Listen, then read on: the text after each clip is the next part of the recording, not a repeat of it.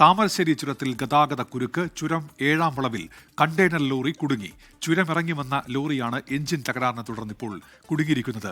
മിഥില ബാലൻ വിവരങ്ങളുമായി കോഴിക്കോട് നിന്ന് ചേരുന്നുണ്ട്. മിഥില, ഈ ഗതാഗതം പൂർണ്ണമായി തടസ്സപ്പെട്ടിട്ടുണ്ടോ അതോ ഒറ്റവരിയായി നടക്കുന്നുണ്ടോ?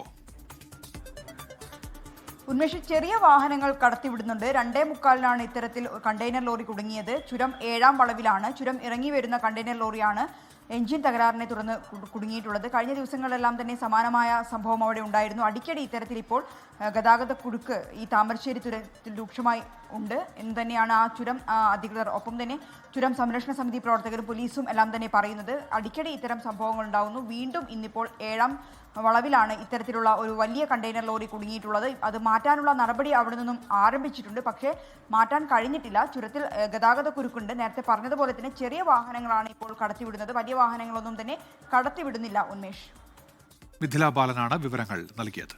ലോകത്തെവിടെയായാലും ഏത് സമയത്തും 24 വാർത്തകളും ഓഗ്മെന്റഡ് റിയാലിറ്റി പാക്കേജുകളും എക്സ്പ്ലെയിനറുകളും വിശദമായി കാണാൻ ഞങ്ങളുടെ യൂട്യൂബ് ചാനൽ നിങ്ങൾക്ക് സബ്സ്ക്രൈബ് ചെയ്യാം.